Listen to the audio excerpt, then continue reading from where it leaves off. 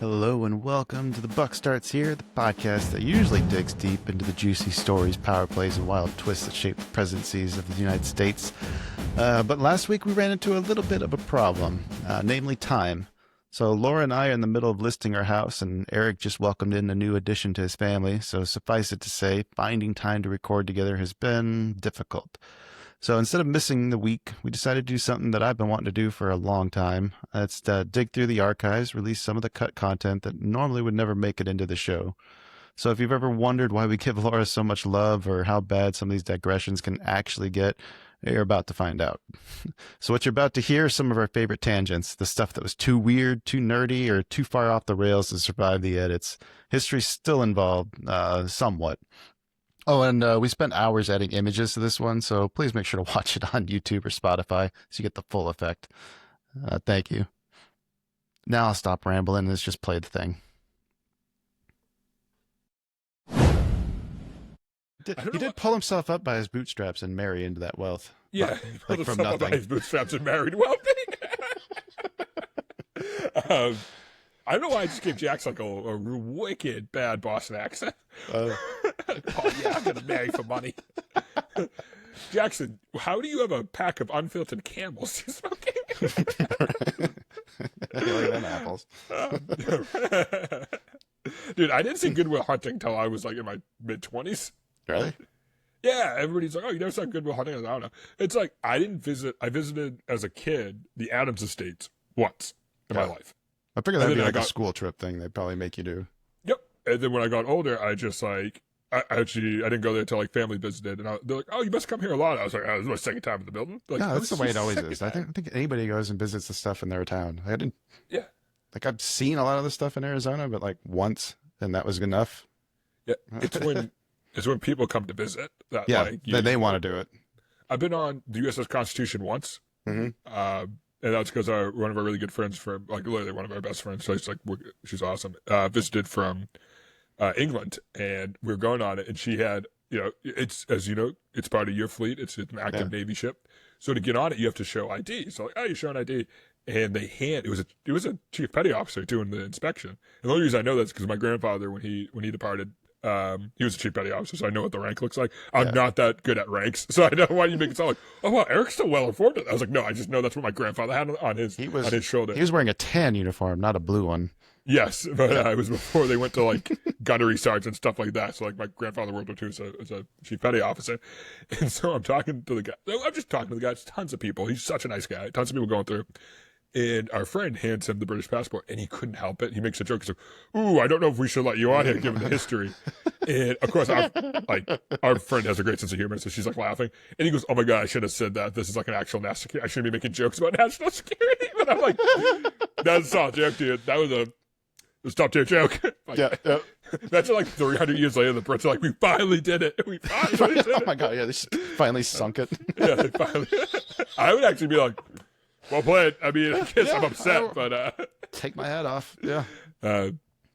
The scourge of the Constitution is finally ended. Yes. They're just avenging the fleet of the War of 1812. 1870, it comes back again from a political cartoonist who was using it to make fun of the Northern Democrats who opposed the Civil War. Oh, that is a rare group of people to target. I like that. Right? Yeah. Somehow from that, it came out to be the thing. Like then it became like the symbol, the unofficial symbol. I guess they never really adopted it. Yeah, I mean, I get it. It's a cool. I mean, it's funny. Like you look at some of the old timey. You watch like history documentaries, the old timey DNC conferences, and they're like all in on it. I do very much like that. Now it's not like weird D logo. It's like, nah, come on, man, you got to mix it up. It's like when your favorite football team rebrands. Like, no, bring back the old Bill. By the way, just completely off topic. The old Buffalo Bills and the old Buffalo Sabres logo is the best. Literally one of my favorite. Which Sabres one are you talking about? The Dominic Hasek era? Yeah, the blue circle. It's a blue circle, yellow on the outside, and has the buffalo outlined in it. Is that the one that has the hockey stick on there too, I think? Yes, it does, yeah. Yeah, okay. Looks like almost like a coat of arms. Big fan of that. Big fan of the Buffalo Bill. Honestly, Buffalo, pretty solid place. My freshman year roommate was from Buffalo, so it seems like a lot of good people out there. Somebody I dated in the Navy was from there. We actually went to really? visit her family, and yeah, Niagara Falls. I heard Buffalo's like actually like a nice area. I don't know why. We didn't actually do anything in Buffalo. We actually just went across the Niagara Falls, and that was it. I've never been to Niagara Falls. Is it like how much does it live up to the hype? It was dark, so I don't remember. We didn't even go to the falls. We just went to go drink and. What is the story? What was this? This is the biggest right I was there. 22 in like the Navy. Poor Laura. Poor Laura. Oh no, I having was to edit 20. this. I wasn't even allowed to drink then. You admitting to committing minor crimes? No, I went to Canada to do it legally. Oh, okay. What a good Right? man. Yeah. Wait, when Thank you went to you, Canada, Canada. was it back in the day where you could just like show up with your birth certificate and like go across the border? I mean, I don't even remember. I think I just used my ID. That's wild. We need to bring that back. I love Canada. Where's know. Joel? Tell Joel right. he needs to run for office. He's on vacation. Is it where do Canadians go on vacation? Do they go to other parts of Canada, or is it too cold? Like I don't know how Canada works. I think he goes on like a 17-day camping trip. That's so on brand. That is, Oh, yeah, no, right. that's what he does. Yeah. I don't even know if that's true, but in my brain, that is not. That will be it now. That will be it. We got to bring it back on. Right. Oh, We gotta get okay. get this ship back on course. Laura's like, what happened? We get a cut to like Laura editing this, and you're just screaming at the computer. Like, I hate you. We got those little thought bubbles where she like complain. What the guys? Well, no, So he proposed a national university, which we still don't have, but you could argue the land grant universities are our national universities, right? Says the guy who went to a very large land grant university. How many of those are there? There's one for every state. Yeah. So that's there's- is that what the state, like ASU or? Okay. Yeah, I'm not sure if ASU is the land grant. It probably is, but basically, you had the Morris Act allowed land to be sold to fund state universities, and so that's how you end up with different systems around the country. Now, even systems that weren't funded directly through the Morris land grant bills and stuff like that, they still echo a similar obligation within those states. So, like West Virginia University is the preeminent land grant university of West Virginia. But, in 2025, is it funded in the same way? No, but it's still that flagship university. So like the UMass system, the SUNY system, the Cal system. These are all products of essentially this idea that federal government should come in and sponsor universities. But I think a little different than what Adams was saying, we still end up with it. We still end up with every state has a place where its citizens get a crazy discount to go have like really high-end education. Look at our land grant universities. They're R1 rated, which is the top research standard. If you look globally, if you look at universities all across the world, what you end up finding out is that most of the elite universities in the world are American public universities. Right. I Our think it's awesome. K-12 is not that great compared to the rest of the world, but our higher education is amazing, isn't it? Oh, no. So I went on this rant a little while ago. Actually, I went on this rant It is 12 better than we hours thought. ago. Thank It's God. excellent. All I right. thought so. No. Okay. Let me channel. I thought you were going to bite my head off if I tried to say it was good. No, it's excellent. It's excellent. First off, I like very simple tests. There's this picture that floats around on Reddit and Facebook, and it shows a 747 on a treadmill, and is like, would the plane take off if it was on a treadmill? Oh, that's such a great physics question. And then the answer is yes. No, so the Right? answer is there's not enough information. But the answer, I think, is no, because you know why? The U.S. aircraft carriers exist. If there was a way to essentially VTOL launch any aircraft by having a treadmill on it, don't you think the U.S. military would have been like, oh, this is what we're going to do, instead of taking hot rocks to steam water to make electricity to like induction charge a catapult to launch a plane off? Instead, just make a treadmill. Like, I like simple tests. Like, we would have weaponized this. Have you not watched there's a bunch of videos on, I don't know, I think was it Mythbusters? Yeah, Mythbusters did this already. They put an airplane on a treadmill. Well, they made a conveyor belt and basically launched it off of that. Yeah, and it worked. I want to go watch this. So I've sent this to, I have a lot of friends who are aerospace engineers because where I went to school, and there's no agreement among them on this. I think they actually had to go do it to make it. No, but is this thing where it's like, so here's the problem. Like, are you saying, I'm assuming it's like a remote control plane? No, they did a full plane, and then they On a got treadmill. well, they couldn't make a treadmill, so what they did is they just dragged something behind it that the wheels could sit on, so the plane would stay stationary, but was still trying to pull. So they kind of simulated it that way. I feel like the problem with so in the model, so something's pulling this is by the way, this is the part of it that fails. Like it's meant that it's not answerable. So something's pulling the conveyor belt, right? That tarp Yes. it was falling. Yeah. That's the problem. So in that case, it should be able to take off because you have a counterforce. The idea is that the plane is sitting there, powering up its engines, and the co-friction of friction between the wheels and ground. Yes, but if you have a conveyor belt, do you have a motor that's pulling it, that's creating that? It's creating that friction. Yeah. So if you're on a conveyor belt, it should be able to take off. Yeah. Oh my God, poor Laura. This is I horrible. know. My God. This is going to be a special episode. Okay. They're using an ultralight aircraft. It didn't say what kind of air. What do you want? It's What do a you want? 747. It's explicitly Yeah. 747 aircraft. Yeah, well, they couldn't get one of those. Come on, this is a small scale test. Dude, it's moving forward. I'm not even disagreeing with you. I feel like I know. the whole idea is that it's not moving. The plane's know. stationary and then takes off. They kept it stationary-ish.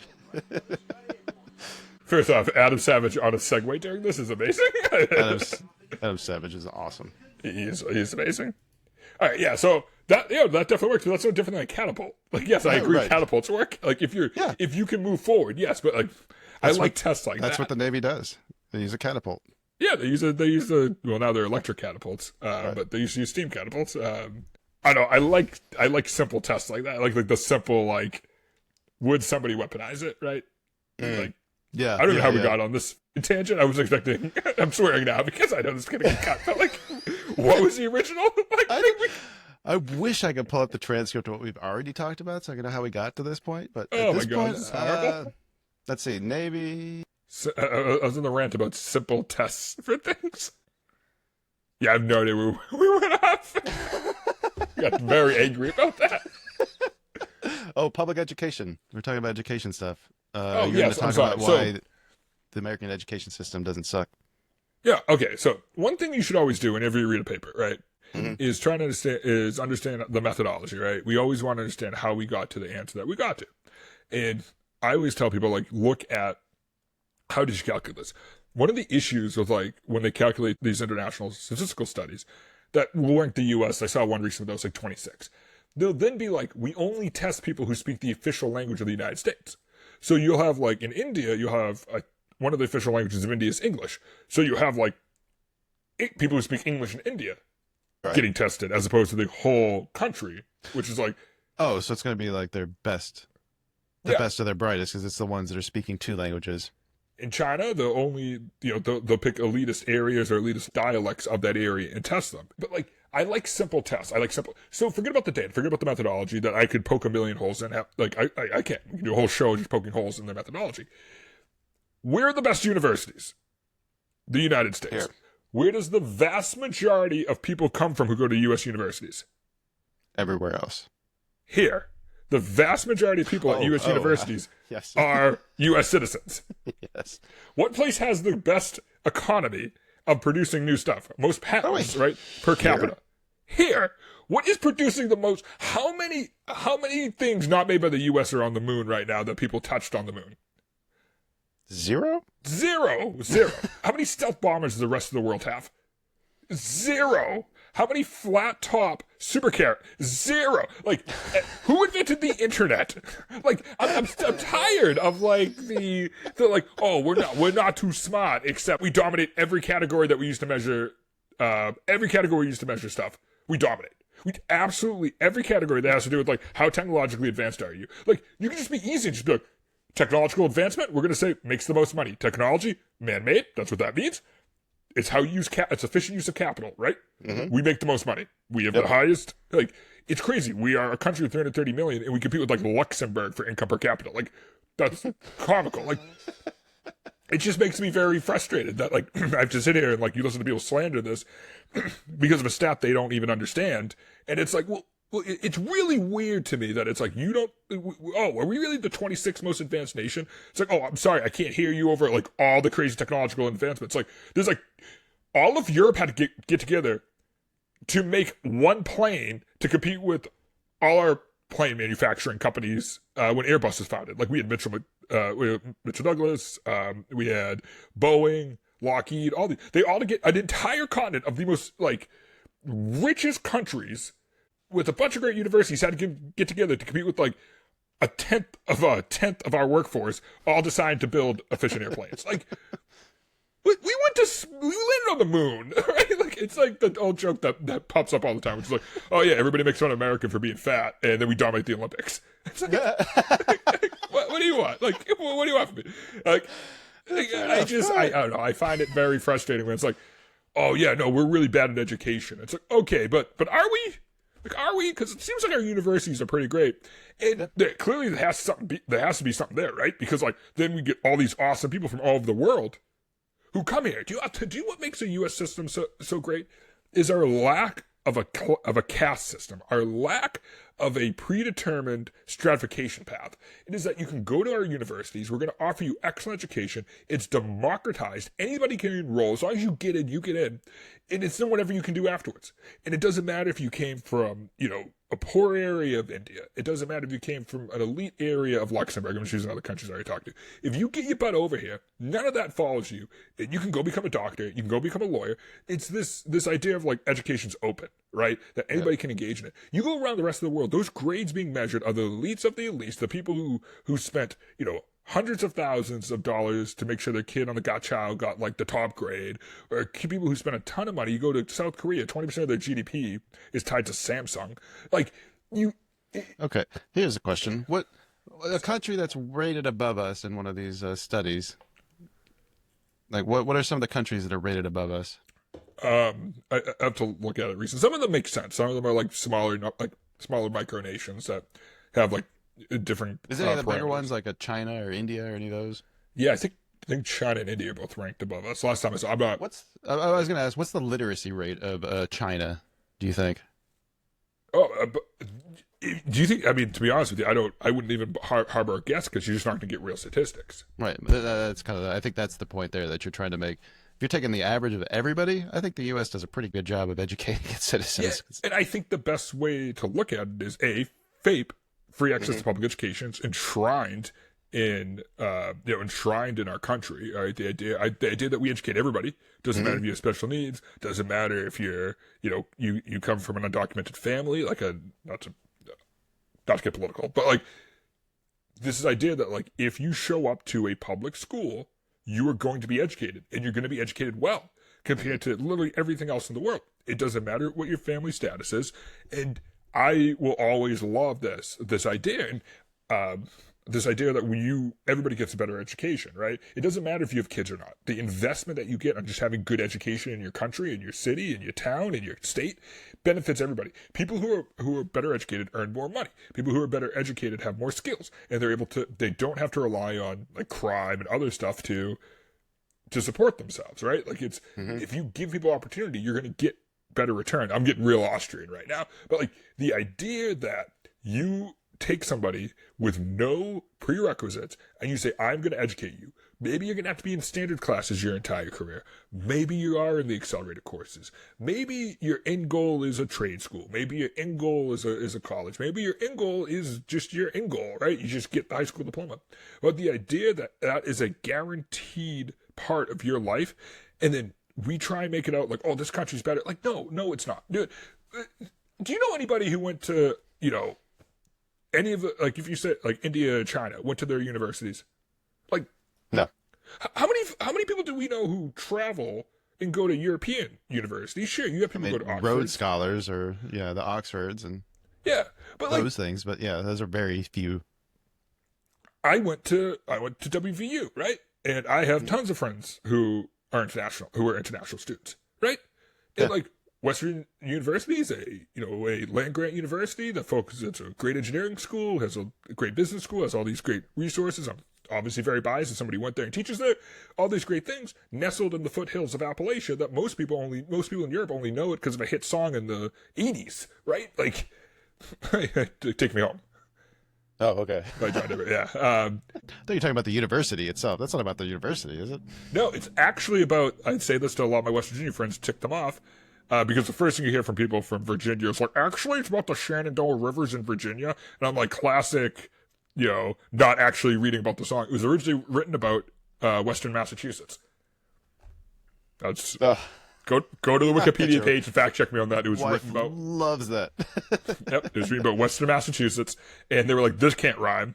So when John Denver, when they like rewrote it and recorded it, they were like West Virginia.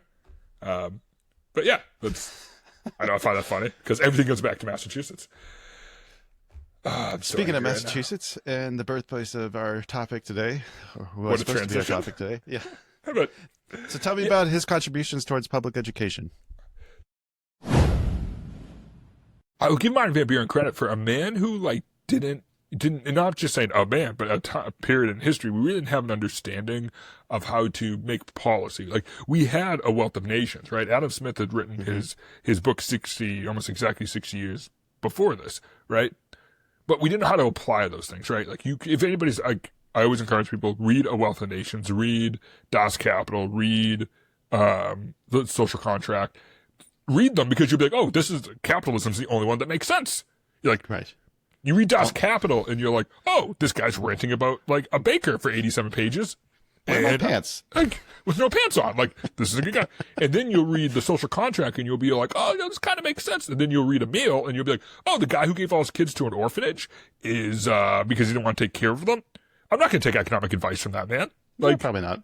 Yeah, no, not a good guy. But like Adam Smith, who was like an industrial, brilliant philosopher, is like, he's like, here's a system. The system's going to be everybody does what's best for their own interests. It's like, okay. We're going to rely on a system for that. It's like, oh, that seems like that system's going to work. It's like, it's been working since the cavemen. Right. You specialize in your thing you do it better than everybody else. Somebody goes, I can't do what you do as well, but I can do something really well, and I'm going to be extra productive, and you're going to be extra productive, and we're just going to create some sort of mechanism to trade our excess time. I don't know, let's call it like currency? Like, like oh! It's funny. And then I get mad at you for producing stuff that I want to produce at home, so I tariff you. Yes, I tariff you. Which is a form of socialism. Yes. Kind of. Not really. Keynesianism. I went on a rant one time. I was asked, like, I forget how it came into context, but I was basically like, somebody was talking about, like, economic development and like all these great theories. I go, no, I always hate this. I hate this idea that economics has to be this esoterical field. That like, oh, you need to understand Phillips curves and Ricardo equivalency and Pareto improvements. All that. I'm like, no. Phillips curves are for nerds. Yeah, for nerds. I go, no. Here's how the economy works. Here's how economy works. You got this guy, Jack. Jack has a bunch of land and it's 1450. And Jack's like, I have all this land. And he looks over and his neighbor has a bunch of land, but his neighbor has a river on the land. And Jack goes over to his neighbor. He's like, hey, Bill, can I have all this equipment, but I'm not maximizing the use of this equipment, also known as capital. If I own some more land, I can just drive in a longer, straighter line, and it's going to be more efficient. And Bill's like, you're right. Here, I'm going to sell this to you. So he sells it to him, and Jack's willing to pay more money for it because he already has the capital in there, so he can make his investment, get a better return. But then Bill's like, sweet, I have a river on my property, so I'm going to go build a mill. And this mill is water's gonna turn. I'm gonna have a big piece of stone there. And then Jack's like, oh, dude, I'm harvesting wheat. And I used to give it to like me, my wife, and my kids would sit in the house and have to munch it with our hands. And we'd spend a lot of hours doing that. But can I give you some of my wheat and you're gonna like pound it into flour? How about you give me the rest of your land that you're not using? You keep the land with the river on it, put the mill on there, and then I'll feed you with you just trading the services of milling the wheat for me. Yeah, exactly. And then Bill's like, sweet. So he takes the wheat and he mills it and gives it back to him. And this dude's like, look at all this free time I have. So him and his wife are like, oh, do you want, let's buy some sheep and we're going to like assemble clothes. We're going to share them. We're going to make clothes. And it's like, okay, now I can sell these clothes that are all this value added process. I'm like, oh, cool. So now I can afford to buy meat. And it's like, there was no government involved in that. There was no great centrally planned economy. It was just a bunch of people acting in their own best interest and specializing. I'm like, yeah, just do that. Just do that. That's why you read Wealth of Nations and you're just like, oh, apparently if you just get out of people's way and allow them to make the best decisions for themselves and their family, you get better outcomes than like some, dude sitting in sitting in some sort of castle decreeing what each person should do. It's like, no, just let everybody do what they want to do. Everybody will make the best decision. And you don't have unrestrained, cannibalism, like capital cannibalism, right? Where like everybody eats each other. Like, no, you can also do it where it's like you force free markets where you don't allow somebody to, because it's not like a monopoly. I get in this a lot with some, like when I teach. We talked this. about that on this program. A monopoly and oligopoly is not capitalism. It's not a free market. Technically, it's capitalism because it's private ownership capital, but it's not free markets, which you hear Austrians rant a lot about. But yeah, I mean, it is funny because at this time period, you really only have, like in 1837, the only real widespread economic book. I mean, there's tons of other economic books, don't get me wrong, but like something that like today we would reference is A Wealth of Nations. And what Jackson did is kind of the exact opposite. If you've read Adam Smith, of what Adam Smith would do, that was an invisible hand. That was like it was painted neon. Jackson's hand was all over the economy. That's populism. You're going to be all over it. So Mr. Van Buren, he gets into office, and it's we're in the kind of like the worst part of the first part, the Panic of 1837. Now, something that he did want to do is he wanted to establish formal relations with Japan. So he does. So the reason we have anime is Millard Fillmore. I guess we can say that. I guess we can say that. No, I'm fine. I'm fine saying that. So he was the one who sent the expedition by Commodore Matthew Perry, which is, I always forget his name is Matthew Perry. I don't know why that makes me laugh. So is this like, is this about the time that the Last Samurai was set? I've never seen The Last Samurai, so I don't know. It's a Tom Cruise movie where Tom Cruise is somehow the last samurai in Japan. But do you think you can do that in 2025? Cast Tom Cruise as a samurai? I mean, maybe. What? I don't know the story. I've heard the movie. I just never watched it. I just want to check this real quick. 1870s Japan during the Meiji Restoration. Period of rapid westernization. So I think that's probably what kicked off that Meiji Restoration. Oh yeah, it was opening that up, right? Yeah, because Japan was like, we're going to defend our coast. We're going to defend it. And Matthew Perry rolled in. He's like, these are cannons. Like, oh, we don't have any of those. It's like, yeah, that's cool. Do you want these? It's like, do you want these hands? Trade with us or get the cannons. And they were like, so trade sounds pretty cool. I say that, but the idea that like Japan was this locked off nation, that is true, but it's also not. The Dutch were trading with Japan at the time too. Okay. Well, long before this time too. That's but it right. was I remember there was like a lot of countries kind of fighting for, I guess, economic control. Yeah, they basically had like some islands off the coast of Japan that allowed for trade. But no, Matthew Perry was like, we're not going to play around some of the islands. You're going to open your ports to us for trade, or we're going to open your ports for you. Which is weird. Imagine somebody like showed up to your house and be like, you're going to engage in commerce with me. It's like, oh, you're inside my house with a weapon. Yeah, you're gonna engage in commerce with me. It's like, oh, you're not just gonna rob me? No. You're gonna buy my corn. Yeah, it's like, I'm gonna give you $50 for your TV. It's like, oh, okay, you have the cannons. You know that, right? Yeah, but no, we just want trade. It's like, okay. Oh, okay. This is very. Are you gonna put in like a fake government and oversee? No, we're not the Dutch or the British. We don't have time for this. We're gonna get Guam. We're gonna get Hawaii, and you're fine. You're fine. Just trade with us. It's like, very. Why are you yelling at me? Yeah, right. This is so aggressive. And so he does have success with Japan. I would say that's probably like one of his biggest successes. He ends up visiting all these courts. He goes to Italy. He goes to Germany. Even visits Japan at one point. And let me grab this real quick. There's a funny thing with Miller in Japan that I want to make sure I got it. I don't know how true this one is, so I want to. It's just one of your single source. Yes, and it comes from a very. See, I don't think he visited Japan. So there's a story of him after. Okay, so there's a letter that exists between Millard Fillmore and the Emperor of Japan that was signed that he had, that was just after, it was like a couple months after his presidency. He basically wrote a letter to, I don't know if this is going to make the cut, but there's basically like a letter that I don't even know if we should have this make the cut because it's so speculatory, but just so you know, Kyle, that I'm not insane. And you can look this up too, it's kind of cool. But he basically like writes a letter to the Emperor of Japan, and they're like, dude, let's go hang out. And he like kind of talks about when he's traveling, not kind of, he does talk about like when he's traveling, I'm like going to visit Japan. And so oh yeah. Okay, so. how hard it is. It's super hard to get to Japan in the 1850s. So I was reading this thing, and I'm like, no, there's no way this is true. I'm like, I'm going to put a little. By the way, the notes I was scrolling through when I couldn't figure out where they were all my Japan notes. And I was like, this is never ending. So the reason I brought, long story short, I don't think he actually went to Japan. I think that was something that like was covered in like a tabloid newspaper. That then became like part of the historic record, because I can't, dude, if the former president went to Japan. There should be some sort of record in Japan. Right? Am I being outlandish? I know no evidence is not evidence, but I don't think I'm being crazy being like, I think there'd be something there. How good was the record keeping, I guess, during this period of time? Probably not Japan great. very well. Japan was very well. Okay. There should be some sort of record of this at some point. Like, there should be manifest. We should know what ship was like he traveled on. Like, there should know something, right? He's not going in a cargo ship, so I don't even want to talk about the Japan one. But I thought I think you and I would find that funny. But so Milton Fillmore, he tours all over Europe. He's in all these different courts. Yeah, so Frank, it's funny being from this area of the country. I have tons of friends who went to Franklin Pierce. It's a good university. It was a college forever, and then became a university in I think 2007. So it's a. God, if we thought William and Mary had loose morals, what are they?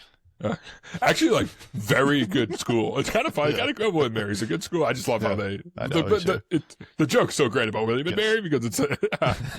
But it is, So by the way, something that like ticked me off when I was doing this research. I was looking up. I was very curious about Franklin Pierce's like early life, because he's like a local, I'm an hour from New Hampshire, but he's like a local president, right? Like if you look here, right? If I want to go to like a presidential library, and there's no presidential library, well, the city of Quincy's building a presidential center for the Adamses. The George H.W. Bush Center is in Texas. You got the Kennedy Center. You have the Kennedy Center. Which is really cool, by the way. Yeah, it is really cool. And the EMK Center is cool. But the only library named after a president in anywhere around here is the closest one is Franklin Pierce. So I feel like it's like a good trivia question. Like, have you been to that one? No, I haven't been. I got to go up there and visit. I love New Hampshire. Kind of sad that I didn't know this last time I was there, because I would have definitely drove up to go visit that one. That will be our new series where you and I just go to presidential libraries, right? And just thrown out, heckle everybody. Dude, I love presidential libraries. But can I bring a stack of citation needed stickers like you see on Wikipedia, and we can just slap it on everything in there? Dude, it was funny. I went to the George W. Bush Presidential Library on SMU, unbelievably beautiful campus. I mean, SMU is obviously one of the best schools in the country, but also like beautiful campus. And it's funny to go to a presidential library that is the president's still alive. Because like half the exhibits are very clearly like stuff George Bush like picked out. So right. He just has like literally you walk in, the building's amazing, but you walk into the right and there's a rotating exhibit that's just like the Constitution, and it's all meant for like kids to learn. So they have like the voting rope that they used like in the 1600s, and it's just like talking about like voting and the powers enshrined in the Constitution, and it's so comically apolitical. That I'm just, and you think of like how George Bush is now, and like he's not involved in politics at all. And I'm like, dude, he definitely made that. Like he was like, guys, I can't do George Bush for president. But he's like, but then they have like a model's Oval Office, and he has all these like little stories he tells, and he talks about having John Quincy. He has a portrait of John Quincy Adams was in his dining room, and he did it to mess with his dad. No, he talked about like John. He's like the greatest president from Massachusetts. Yeah, he's like, I share, and he talks about decision points, his autobiography. He's like, I just feel like, so you say to his dad, like, hey, John Quincy Adams and I get together, feel are like kindred souls because we're both following in our dad's footsteps. And then there's a funny part. So there's like a little theater in there. It's like a little tiny theater. There's like 8 rows, and it's like tucked away beside the replica of the Oval Office, and it's his daughters like roasting him. It's just like they're just like making fun of him. Like it's like his life, and it's like they have all these like goofy clips of him like singing and stuff, and it's his daughters just like making fun of him. And I was like, oh, George W. Bush definitely like signed off on this. Was like, let's get the girls together and just gonna make fun of me for like it's like 15 minutes of them just crapping on their dad. I'm like, interesting. This is I don't know. I found it to be very different than other presidential libraries I've been to, which feel more like museums and stuff like that. But this felt very alive. Like it felt very. Him and Ted Kennedy were friends.